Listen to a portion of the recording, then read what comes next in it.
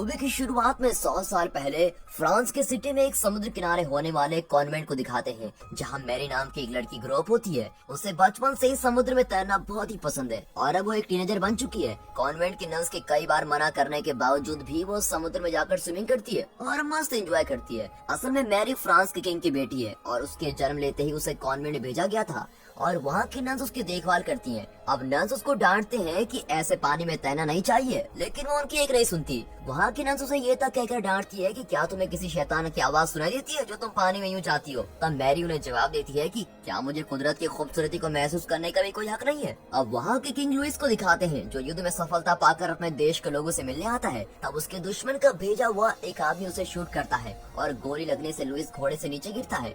वहाँ लुइस का गुरु यानी एक प्रीस्ट भी रहते हैं और वो आकर लुइस को उठाते हैं और फिर से घोड़े पर बिठा देते हैं। लुइस को ज्यादा चोट नहीं आई होती, लेकिन तब लुइस को समझ आता है कि आखिर में वो भी एक इंसान है और वो लाइफ टाइम इस देश को रूल नहीं कर सकता और उसे एक ना एक दिन तो मरना ही है। अब वो सब डिनर करते हैं और वहाँ का हेल्थ मिनिस्टर जो एक डॉक्टर भी है वो लुइस की चोट पर ड्रेसिंग कर रहा होता है।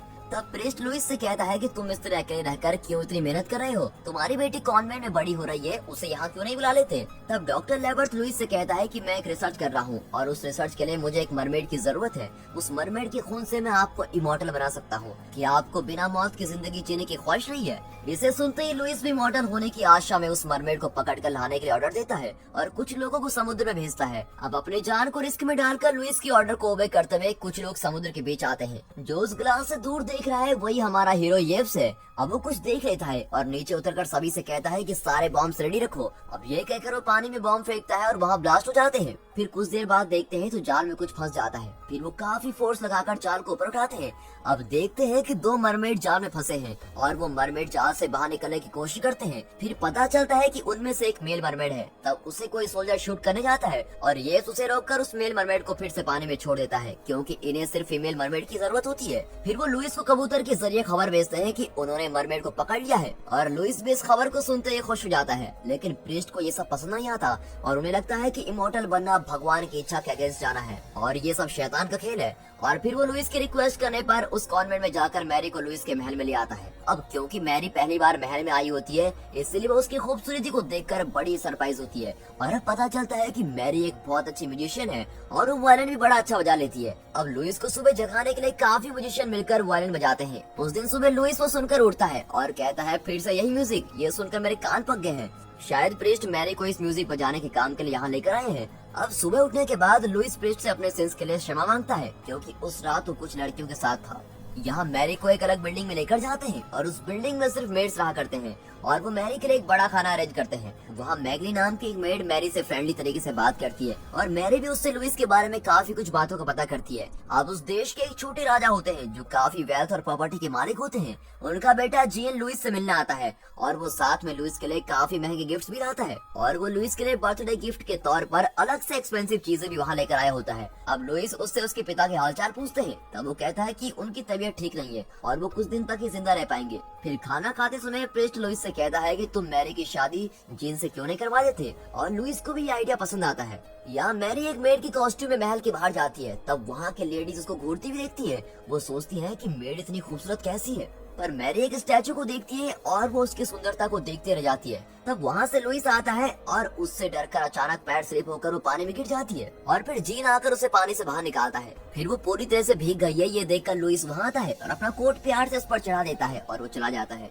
अब मैरी के लिए उस महल के अंदर एक बड़ा कमरा अरेंज करते हैं जहाँ काफी म्यूजिकल इंस्ट्रूमेंट्स होते हैं और वो बिल्कुल एक राजकुमारी की कमरा जैसा दिखता है। इससे मैरी बहुत ही खुश होती है। उसे कहा जाता है कि अगले दिन से लुइस को जगाने के लिए उसे म्यूजिक को प्ले करना होगा, लेकिन अब तक मैरी नहीं जानती कि लुइस इसके पिता हैं। यहाँ मरमेड को लेकर देश के बॉर्डर तक पहुँच जाते हैं और पास में केव होती है जिसका पानी उस बड़े समुद्र के साथ लिंक्ड है। अब उस केव के पानी में ही उस मरमेड को रखते हैं और वो तैरकर समुद्र में ना जाए, इसलिए केव और समुद्र के बीच में एक ब्रिज गेट को डालकर रास्ते को ब्लॉक कर देते हैं। अब यहाँ डॉक्टर लुइस से कहता है कि एक अच्छा समय निकालकर उस मरमेड की बलि चढ़ानी होगी और उसका खून बाहर गिरते ही आप अमर हो जाएंगे।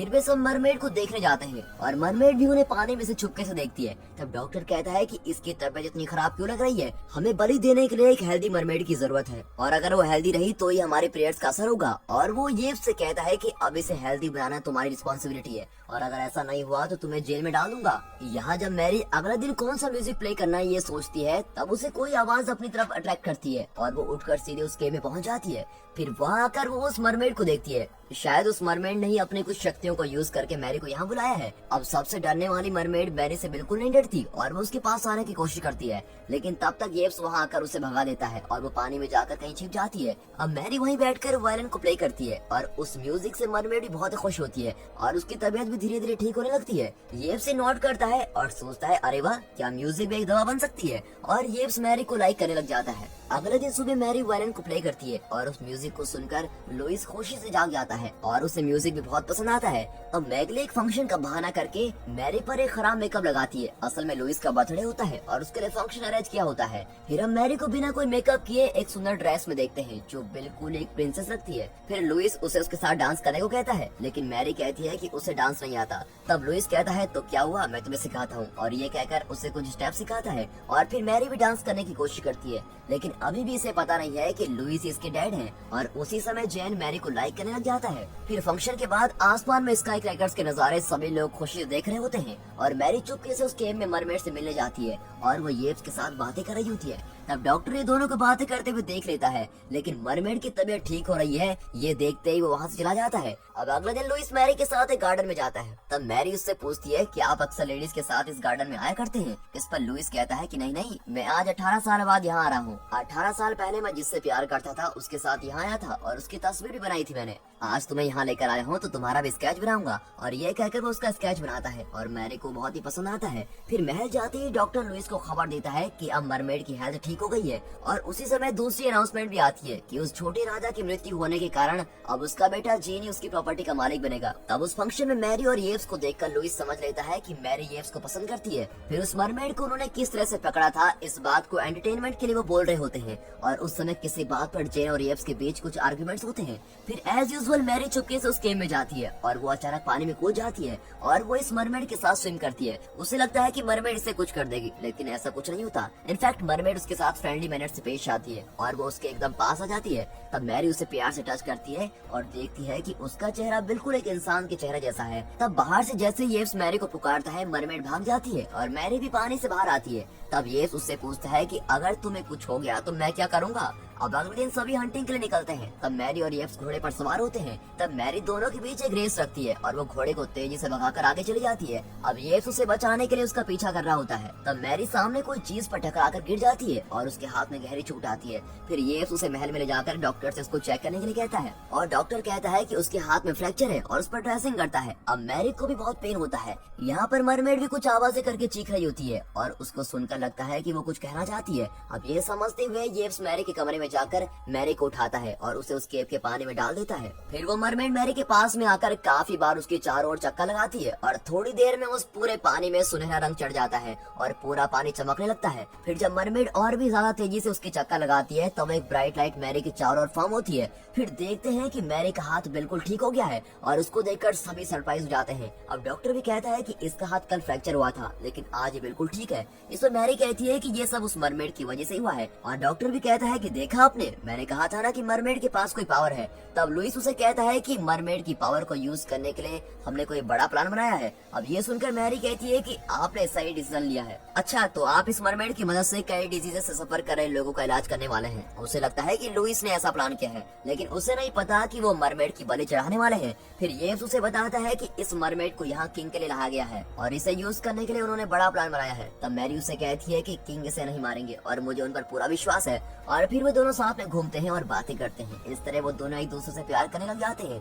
यहाँ लुइस कुछ और प्लान करता है। वो जीन के पास जाकर उसकी बेटी से शादी करने को कहता है। अब जीन पूछता है कौन है आपकी बेटी। तब लुइस उसे बताता है कि तुम मैरी को जानते हो ना, तुम्हें क्या लगता है वो कौन है, वो मेरी बेटी ही तो है। और जीन भी इसके लिए हाँ कर देता है। अब यहाँ मैरी हमेशा की तरह फिर उस पानी में मरमेड के साथ स्विम करती है। तब मरमेड उसे अपने बैग पर बिठाकर उस पानी की गहराइयों तक ले जाकर उसे वहाँ का नजारा दिखाती है और वो उसे वो गेट भी दिखाती है। फिर वो मजे करके पानी से बाहर आती है। अब लुइस मैरी को बुलाकर कुछ बातें करता है। वो कहता है उस दिन तुमने इस महल के एंट्रेंस में जिस लेडी के स्टैचू को देखा था वो लेडी कोई और नहीं बल्कि मेरी लवर यानी मेरी बीवी है। मैं तुम्हें जब भी देखता हूँ तो मुझे तुम्हारी माँ की याद आती है। अब मैरी को कुछ समझ में नहीं आता कि ये क्या कह रहे हैं और वो उसे लॉकेट दिखाते हुए कहता है कि तुमने उस दिन तुम्हारी माँ के स्टैचू को ही देखा था और मैं ही तुम्हारा पिता हूँ और इस देश की प्रिंसेस तुम हो। इस तरह वो उसको सारी सच्चाई बता देता है। फिर वो कहता है कि तुम्हारे जन्म लेते ही तुम्हारी माँ गुजर गई थी और ये सुनकर मैरी को बहुत ही रोना आता है। वो कहता है कि इस देश की भलाई के लिए और एक प्रिंसेस होने से तुम्हें हमारे दुश्मनों से कोई तकलीफ न हो, इसलिए हमने तुम्हें कॉन्वेंट में भेजकर बड़ा करने का फैसला किया था। और इसी के साथ वो उसे एक और शौक देता है,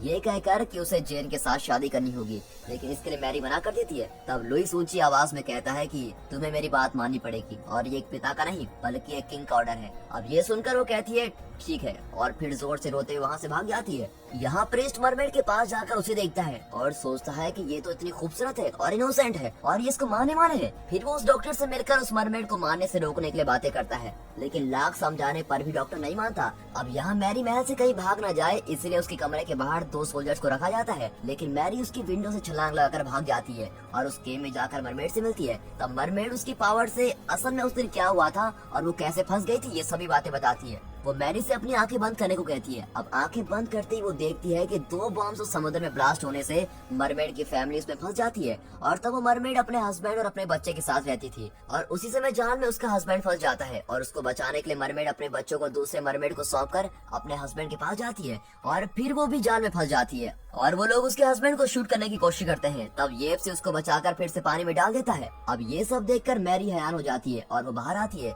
यहाँ लुइस और डॉक्टर मिलकर मरमेड को कब मारना है ये प्लान करते हैं और उसका स्केच बनाते हैं। अब येब्स को पता लगाना होता है कि वो लोग असल में मरमेड का क्या करने वाले हैं, इसीलिए वो एक दिन चुपके से जाकर उनकी रिसर्च को स्टडी करता है और फिर उसे पता चलता है कि वो मरमेड को सैक्रिफाइस करने वाले हैं और उसका खून निकालने वाले हैं। अब ये बात वो जाकर मैरी को बताता है और ये पता चलता ही अगले दिन सुबह मैरी म्यूजिक बजाने के बजाय गुस्से में वहाँ की चीजों को गिराकर चली जाती है। फिर वो लुइस से जाकर गुस्से में कहती है कि वो एक सुंदर क्रिएचर है और उसको जिंदा रखने में सबकी भलाई है, आप उसको क्यों मार रहे हैं। लेकिन लुइस इसकी बातों को नहीं मानता। इतना ही नहीं, अब महल में मैरी की वेडिंग की प्रिपरेशन भी बड़ी धूमधाम से चल रही होती है। फिर प्रेस्ट मैरी से मिलने आते हैं। तब बाहर खड़े सोल्जर्स उसे रोकते हैं। तब प्रेस्ट उनसे पूछता है तुम्हें पता है ना मैं कौन हूँ और तुम मुझे रोक रहे हो। ऐसा कहते ही वो सोल्जर डरकर वहाँ से हट जाता है। फिर प्रेस्ट मैरी को कहीं ले जाकर कहते हैं तुम्हारी आगे की लाइफ को तुम खुद ही चूज करो, उस मरमेड को उनके हाथों से छुड़ा देना और तुम्हें जैसा पसंद है वैसा ही करना, तुम जहाँ भी जाओगी खुश रहोगी। इस तरह उसे एडवाइस देकर उसे बेस्ट विशेष देता है। फिर मैरी नीचे जाकर येब से मिलती है और उससे कहती है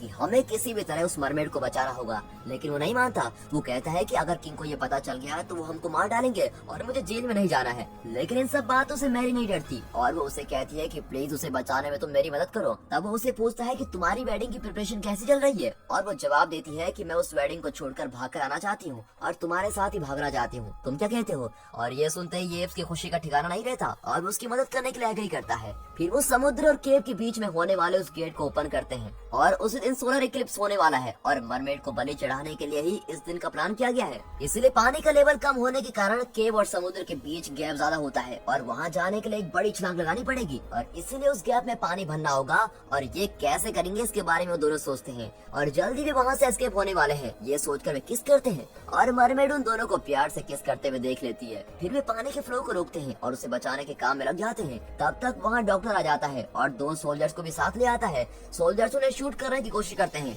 तब येब्स एक सोल्जर के हाथ से गन छीनकर उन्हें शूट कर देता है और डॉक्टर दूसरे सोल्जर से गन लेकर उस मरमेड को शूट करने की कोशिश करता है। तब मैरी वहाँ से चिल्लाकर कहती है कि हमने गेट को खोल दिया है, किसी तरह जंप कर वहाँ पर चले जाओ। अब मरमेड भी देखती है कि गेट अब ओपन है। तब येब्स आकर डॉक्टर को पकड़ लेता है और दोनों एक दूसरे को शूट करते हैं और दोनों पानी में गिर जाते हैं। अब गोली किस पर चली है ये पता न चलकर मैरी घबरा जाती है और पानी में खून भरने लगता है। तब मैरी डॉक्टर को एक व्हील को पकड़कर ऊपर आते हुए देखती है। अब डॉक्टर उससे कहता है कि तुम बेकार में मेरी रिसर्च के बीच में आकर मुझे क्यों टॉर्चर कर रही हो, मैं तुम्हें जिंदा नहीं छोड़ूंगा। और ये कहकर उसको मारने की कोशिश करता है और वो एक चेन से उसको मारने लग जाता है। तब मैरी मरमेड से चिल्लाकर कहती है कि तुम यहाँ से भाग जाओ, लेकिन मरमेड उस तरफ घायल होकर तड़प रहा येब्स को देखती है और यहाँ डॉक्टर एक रस्सियों की कोयल पर खड़ा होता है। अब मैरी रस्सी के दूसरे एंड की वेट को एक व्हील से बांध देती है और डॉक्टर का एक पैर भी उस रस्सी में फंस जाता है। अब व्हील के घूमते समय डॉक्टर भी पानी के अंदर जाने लगता है और इस तरफ मरमेड येब्स को लेकर एक जबरदस्त जंप मारती है और सीधे समुद्र के साइड में जाकर गिरती है। और अब वो वहाँ से स्विम करके समुद्र में जा सकती है। मैरी को तसल्ली होती है कि किसी तरह उसने मरमेड को बचा लिया, लेकिन उसने ये इसको खो दिया, ये सोचकर उदास होती है। और डॉक्टर भी पानी में डूब डूब कर बाहर आता है और पता नहीं वो जिंदा है या मर चुका है। अब लुइस को ये सभी खबर मिलती है और लुइस भी कहीं जाने के लिए निकलता है। वो मरमेड को पकड़ने के लिए समुद्र की ओर सभी बोट्स को खड़ा करने का ऑर्डर देता है। अब मैरी एक ऊंची चट्टान के ऊपर जाकर मरमेड की हालत कैसी है ये देखने के लिए जाती है और लुइस भी उसके पीछे जाता है और प्रेस भी वहाँ पहुँच जाता है। अब कुछ ही समय में सोलर इक्लिप्स होने वाला है और वे सभी एक ही पॉइंट से मिलते हैं। अब उस चट्टान के उस पार समुद्र है और मैरी वहाँ से कूद कर उस मरमेड के साथ चले जाना ही बेहतर समझती है। मैरी और येप्स ने एस्केप होने के लिए वहाँ और एक बोट रेडी रखी होती है। तब लुइस कुछ बातें करके मैरी को कन्विंस करने की कोशिश करता है, लेकिन मैरी उसे कहती है कि आप मुझे प्यार नहीं करते, इतने सालों बाद आकर मुझे बता रहे हो कि आप मेरे पिता हैं, आप बिल्कुल मेरी फिक्र नहीं करते। और ये कहकर लॉकेट को उन्हें वापस करना चाहती है और इस पर लुइस उसे कहता है कि नहीं बेटी, मैं सच में तुमसे बहुत प्यार करता हूँ और इस प्यार को प्रूव करने के लिए मुझे बस एक चांस और दे दो। अब देखते हैं कि मरमेड एक झरने के साथ बहकर समुद्र में गिरती है।